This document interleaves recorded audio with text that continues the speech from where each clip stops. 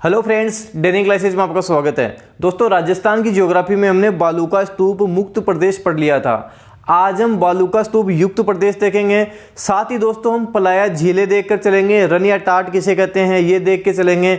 इसके साथ साथ आफरी किसे कहते हैं, काजरी किसे कहते हैं, इनका क्या काम होता है, ये सब देख के चलेंगे, क्योंकि आपके यहाँ से एग्जाम में प्रश्न आते ही आते हैं। तो ये सब कुछ हम कवर करके चलेंगे। साथ ही दोस्तों, जो आपके जो फ्रेंड है जो सीरियसली तैयारी कर रहे हैं, जिनको राजस्थान की पूरी ज्योग्राफी पढ़नी है और सब कुछ फैक्ट के साथ देखना है, वही चीज़ें जो एग्जाम में बार बार आती हैं वो पढ़नी है, तो उनको आप वीडियो जरूर से शेयर करें ताकि वो भी अच्छी चीज़ें पढ़ सकें, वो पढ़ सकें जो एग्जाम में सीधा सीधा पूछा जाता है। तो चलिए दोस्तों शुरू करते हैं। दोस्तों, सबसे पहले हम बात करेंगे बालूका स्तूप की। बालूका स्तूप युक्त प्रदेश आज हम देखने वाले हैं। तो 58.50% भाग पर हमारे बालूका स्तूप हैं। बालूका स्तूप क्या होते हैं? जो रेत के विशाल टीले होते हैं, धोरे होते हैं, उन्हीं को बालूका स्तूप कहते हैं। जैसलमेर में इनको धरियन कहा जाता है।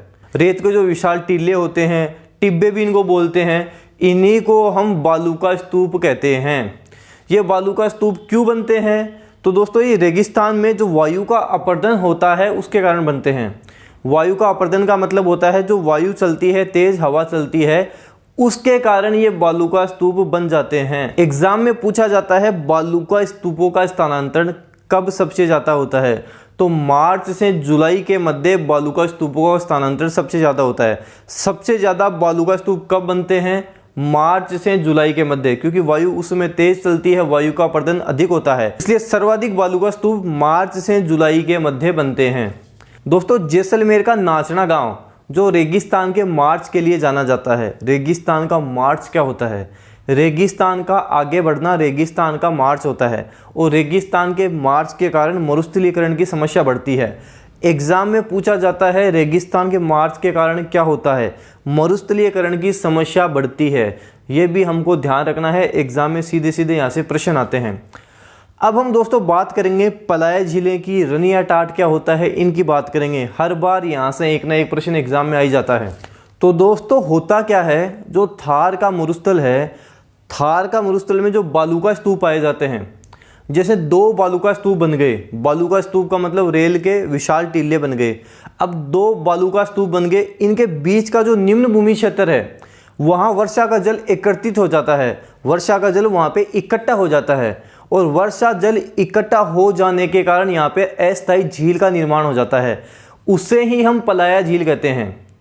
बालूका स्तूपों के मध्य जो निम्न भूमि क्षेत्र है वहाँ पे वर्षा का जल एकत्रित हो जाता है, इकट्ठा हो जाता है, और इससे एक अस्थायी झील का निर्माण हो जाता है। उसे हम पलाया झील कहते हैं। एग्जाम में बार बार पूछा जाता है, आपको अच्छे से ध्यान रखना है। और जब ये क्षेत्र सूख जाता है तो ये क्षेत्र रन या टाट कहलाता है। जब ये क्षेत्र सूख जाएगा तो इसे हम, इस दलदली क्षेत्र को हम रन या टाट कहेंगे। और जब ये मैदानी भागों में परिवर्तित हो जाता है तो इसे बालसन का मैदान कहा जाता है। मैदानी भागों में परिवर्तित हो जाए तो बालसन का मैदान कहते हैं। और यहाँ पे जो कृषि की जाती है उसे खड़ीन कृषि कहते हैं। यहाँ पे जो कृषि की जाएगी उसे खड़ीन कृषि कहते हैं। एग्जाम में पूछा जाता है प्राचीन काल में जैसलमेर में पालीवाल ब्राह्मणों द्वारा की जाने वाली कृषि कौन सी है? तो वह खड़ीन कृषि कहलाती है। तो जैसलमेर में प्राचीन काल में पालीवाल ब्राह्मणों द्वारा की जाने वाली कृषि खड़ीन कृषि कहलाती है। ये भी आपको ध्यान रखना है। और दोस्तों, बालूका स्तूपों के मध्य एनीकट का निर्माण कर वर्षा जल संरक्षण की विधि भी खड़ीन कहलाती है। ये सारी डिटेल आपको ध्यान रखनी है, एग्जाम में बार बार यहाँ से प्रश्न आते हैं। पलाया झील क्या है? दो बालूका स्तूपों के मध्य जो निम्न भूमि क्षेत्र है जहाँ अस्थायी झील का निर्माण हो गया उसे पलाया झील कहते हैं। जब ये सूख जाता है तो ये दलदली क्षेत्र रन या टाट कहलाता है। यहाँ पे जो कृषि की जाएगी उसे हम खड़ीन कृषि कहते हैं। यहाँ पे जो कृषि की जाएगी उसे खड़ीन कृषि कहेंगे। जैसलमेर में प्राचीन काल में पालीवाल ब्राह्मणों द्वारा की जाने वाली कृषि कौन सी है? खड़ीन कृषि है। ये सारी डिटेल आपको ध्यान रखनी है। और अगर आपसे एग्जाम में पूछ ले राजस्थान में सर्वाधिक पलाया झीलें कहाँ हैं, रन कहाँ है, टाट कहाँ है, तो ये सब कुछ जैसलमेर ही होगा। इसका आंसर जैसलमेर होगा। राजस्थान में सर्वाधिक पलाया झीलें जैसलमेर में, राजस्थान में सर्वाधिक रन या टाट जैसलमेर में। तो आपको आंसर जैसलमेर इसका करना है। और दोस्तों, एग्जाम में पूछा जाता है कि राजस्थान की सबसे बड़ी रन कौन सी है? जोधपुर की रन कौन सी है? तो बस आपको एक ट्रिक ध्यान रखनी है, थोबा जोबा, थोबा और जोबा, बस इतना सा ध्यान रखना है। थो से हो जाएगा थोब, बा से हो जाएगा बाड़मेर। राजस्थान की सबसे बड़ी रन हो जाएगी थोब बाड़मेर। जोधपुर की जो रन है उसको बोलते हैं जोब, जो से जोधपुर, पूरा नाम याद रखना जोब। तो थोबा जोबा याद रख लेना, आपके ये याद हो जाएगा। उसके बाद में हमसे जैसलमेर की रन भी पूछ लेते हैं। तो जैसलमेर की 4-5 रन है जो आपको ध्यान रखनी है, जैसे पोकरण, लवा, कणोता, बरमसर और भांकरी। पोकरण, लवा, कणोता, बरमसर और भांकरी, ये जैसलमेर की रन है, ये भी आप ध्यान रख लेना, यहाँ से भी एग्जाम में प्रश्न आ जाता है। अब दोस्तों हम बात करेंगे बालूका स्तूपों की। बालूका स्तूप कितने प्रकार के होते हैं, कौन कौन प्रकार के बालूका स्तूप होते हैं जो हमसे एग्जाम में पूछे जाते हैं, उनकी हम चर्चा करेंगे। सबसे पहले हम बात करेंगे अनुदैर्ध्य, पवनानुवर्ती या रेखिक बालूका स्तूप की। अनुदैर्ध्य, पवनानुवर्ती या रेखिक बालूका स्तूप की तीनों नाम याद रखने हैं, और पवनानुवर्ती नाम से आपको सब कुछ याद करना है। मतलब पवन की दिशा के समानांतर बनने वाले बालूका स्तूप अनुदैर्ध्य, पवनानुवर्ती या रेखिक बालूका स्तूप कहलाते हैं। पवन की दिशा के समानांतर मतलब जिस तरफ हवा चल रही है उस हवा की दिशा के समानांतर जो बालूका स्तूप बन जाते हैं उसे हम पवनानुवर्ती बालूका स्तूप कहते हैं। और दोस्तों जो ये बालूका स्तूप बनते हैं इनके मध्य जो रास्ता बन जाता है, जो रास्ते का निर्माण हो जाता है, ये जो पवनानुवर्ती बालूका स्तूप बन गए और इनके मध्य जो रास्ता बना उसे हम गासी कहते हैं, उसे गासी कहा जाता है, ये भी आपको ध्यान रखना है। और ये जो बालूका स्तूप बनते हैं ये ज़्यादातर जैसलमेर, बाड़मेर और जोधपुर में बनते हैं। अनुदैर्ध्य बोल दो या पवनानुवर्ती बोल दो या रेखिक बोल दो, ये बालूका स्तूप अधिकतर जैसलमेर, जोधपुर और बाड़मेर में बनते हैं। ये आपको अच्छे से ध्यान रखना है, इतनी डिटेल आपको ध्यान रखनी है जो एग्जाम में पूछी जाती है। उसके बाद दोस्तों हम बात करेंगे अनुप्रस्थ बालूका स्तूपों की। अनुप्रस्थ बालूका स्तूप पवन की दिशा के समकोण में बनते हैं।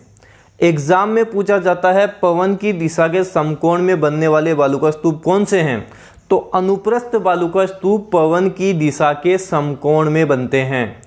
और ये जो बालूका स्तूप बनते हैं वो अधिकतर श्रीगंगानगर के सूरतगढ़, हनुमानगढ़ के रावतसर, बीकानेर, चूरू, झुंझुनू आदि स्थानों पर बनते हैं। इस स्थानों के नाम भी आपको ध्यान रखने हैं, एग्जाम में पूछ लिया जाता है।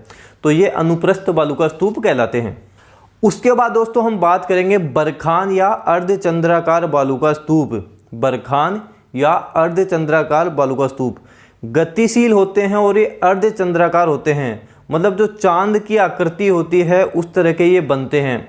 एग्जाम में पूछा जाता है राजस्थान में मरुस्थल के लिए सर्वाधिक उत्तरदायी बालूका स्तूप कौन से हैं, तो बरखान बालूका स्तूप ही राजस्थान में मरुस्थल के लिए सर्वाधिक उत्तरदायी हैं।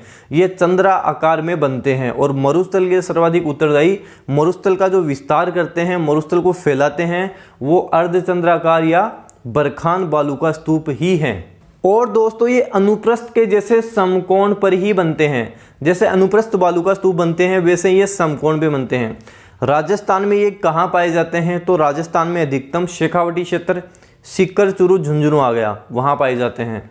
देशनोक बीकानेर में पाए जाते हैं, ओसिया जोधपुर में पाए जाते हैं, और साथ ही सूरतगढ़ में ये पाए जाते हैं। तो ये भी आपको ध्यान रखना है बरखान के बारे में। बरखान वेरी इंपॉर्टेंट है, यहाँ से एग्जाम में प्रश्न आ ही जाता है।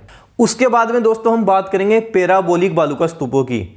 पैराबोलिक पैसे याद रखना, पेड़ के जो आसपास बनते हैं बालूका स्तूप उनको हम पैराबोलिक बालूका स्तूप कहते हैं। राजस्थान में लगभग संपूर्ण राजस्थान में ये पाए जाते हैं। इनकी आकृति जो होती है दोस्तों वो महिलाओं के हेयर पिन के जैसी होती है, महिलाओं के हेयर पिन की जैसी इनकी आकृति होती है। तो ये बेसिक डिटेल है, हमको ध्यान रखनी है। उसके बाद में दोस्तों हम बात करेंगे तारा बालूका स्तूप की। नाम से ही पता लग रहा है तारे के आकार के ये होते हैं, और ये जो मुख्यतः पाए जाते हैं वो मोहनगढ़, पोखरण और सूरतगढ़ में पाए जाते हैं। तो बेसिक सा आपको ध्यान रखना है, तारे के आकार के होते हैं, मोहनगढ़, पोखरण और सूरतगढ़ में ये बालूका स्तूप मुख्य रूप से पाए जाते हैं। उसके बाद दोस्तों हम बात करते हैं नेटवर्क बालूका स्तूपों की। नेटवर्क बालूका स्तूप अनुदैर्ध्य और अनुप्रस्थ बालूका स्तूपों के मध्य नेटवर्क का कार्य करते हैं। अनुदैर्ध्य और अनुप्रस्थ बालूका स्तूपों के मध्य ये नेटवर्क का कार्य करते हैं। और दोस्तों ये राजस्थान में हनुमानगढ़ से लेकर हिसार भिवानी जो हरियाणा का क्षेत्र आ जाता है वहाँ तक ये बालू का स्तूप पाए जाते हैं। तो नेटवर्क बालू का स्तूप भी आपको ध्यान रखने हैं। राजस्थान के हनुमानगढ़ से हरियाणा के हिसार भिवानी तक ये पाए जाते हैं। और दोस्तों अंतिम बालू का स्तूप हमारे पास आ जाते हैं शब्र काफिर बालू का स्तूप। शब्र काफिज बालू का स्तूप जो छोटी छोटी झाड़ियों के आसपास बन जाते हैं, घास के आसपास बन जाते हैं, उनको शब्र काफिज बालू का स्तूप कहते हैं। राजस्थान में मरुस्थल में पाए जाने वाले सबसे छोटे बालू का स्तूप शब्र काफिज ही होते हैं। स से सबसे छोटे, ऐसे ध्यान रखना, शब्र काफिज के स से ध्यान रखना, स से सबसे छोटे। तो राजस्थान में जो सबसे छोटे बालू का स्तूप हैं वो शब्र काफिज बालू का स्तूप ही हैं। तो दोस्तों ये आपके सारे बालू का स्तूप हो गए। बेसिक डिटेल है, आपको ध्यान रखनी है, एग्जाम में यहाँ से प्रश्न आते हैं। जैसे बरखान के बारे में आ गया, राजस्थान में मरुस्थल के लिए सर्वाधिक उत्तरदायी बालू का स्तूप कौन सा है, तो वो बरखान है। तो ये बेसिक डिटेल आपको ध्यान रखनी है, यहाँ से एग्जाम में प्रश्न आते हैं। बेसिक ध्यान रख लो, कहाँ कहाँ पाए जाते हैं, किसको क्या बोलते हैं, कौन से क्षेत्र में पाए जाते हैं, ये बेसिक डिटेल हमको ध्यान रखनी है। और जैसे आपसे पूछ ले राजस्थान में सर्वाधिक बालू का स्तूप कहाँ पाए जाते हैं, तो हमको आंसर करना है जैसलमेर में। राजस्थान में सर्वाधिक प्रकार के बालू का स्तूप कहाँ पाए जाते हैं, तो आपको आंसर करना है जोधपुर में। राजस्थान में सर्वाधिक बालू का स्तूप जैसलमेर। राजस्थान में सर्वाधिक प्रकार के बालू का स्तूप, तो आंसर करना आपको जोधपुर। ये बेसिक डिटेल हमको ध्यान रखनी है। अब दोस्तों हम थोड़ी सी बातें काजरी और आफरी के बारे में कर लेते हैं। मरुस्थल के विस्तार को कम करने के लिए जो सरकार द्वारा योजनाएं चलाई जाती हैं उन्हीं में से हमारे पास प्रश्न आ जाते हैं। काजरी और आफरी तो वेरी वेरी इंपॉर्टेंट है, यहाँ से हर साल एक ना एक प्रश्न आ ही जाता है। काजरी की जो फुल फॉर्म होती है वो central arid zone research institute होती है। Central arid zone research institute, Hindi में बात करें केंद्रीय शुष्क अनुसंधान संस्थान।